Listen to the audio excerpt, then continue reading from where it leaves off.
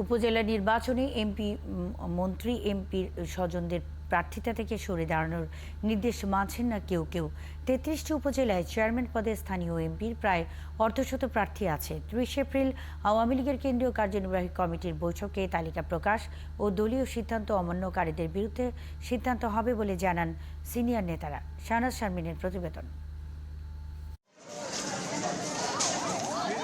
দ্বাদশ জাতীয় সংসদ নির্বাচনের মতো স্থানীয় সরকার নির্বাচনেও প্রার্থিতা উন্মুক্ত করে দেওয়ার সুযোগে উপজেলা নিজের নিয়ন্ত্রণে রাখতে চান এমপিরা। এক্ষেত্রে দলের নিষেধ শুনছেন না অনেকেই। প্রথম ধাপের ১৫০টি উপজেলায় মনোনয়ন প্রত্যাহারের শেষ দিন সোমবার।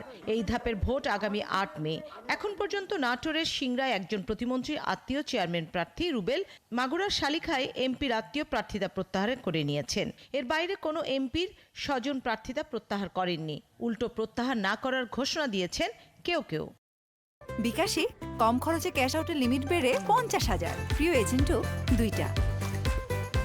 নেতারা বলছেন, দলের শীর্ষ নেতৃত্ব যে দেশি বিদেশি চ্যালেঞ্জ মোকাবেলা করে জাতীয় নির্বাচনে দলকে বিজয়ী করেছেন, তার রাজনৈতিক প্রজ্ঞা ও নির্দেশনা সবাইকে মানতে হবে।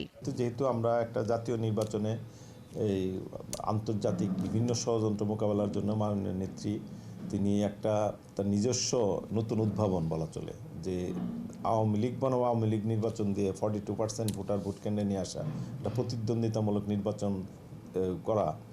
অতএব আমাদের মধ্যে ব্যক্তিগতভাবে সবাই লড়ালড়ি করুক, কিন্তু আওয়ামী লীগ কিংবা নৌকা নিয়ে কোনো যুদ্ধ নাই। এটাই কিন্তু এই পলিসিতে যে আমাদের একটু লাভ হয়েছে। নির্দেশ অমান্যকারীদের বিরুদ্ধে ৩০ এপ্রিল গণভবনের বৈঠক থেকে সিদ্ধান্ত আসবে। আমরা অপেক্ষা করছি যে উড্র তারা অনেকে করে ফেলবে, সেই কারণে উড্র পর্যন্ত আমাদের অপেক্ষা করতে হচ্ছে। ৩০ তারিখ সেন্ট্রাল কমিটির মিটিং হবে গণভবনের ৭টার সময়। সেদিন সে ৭টার সময় মিটিংয়ে আমরা উড্র কজন করেছে, কজন প্রার্থীরা সরে দাঁড়িয়েছে, তার রিপোর্টটা আমরা সেদিন দিতে পারবো।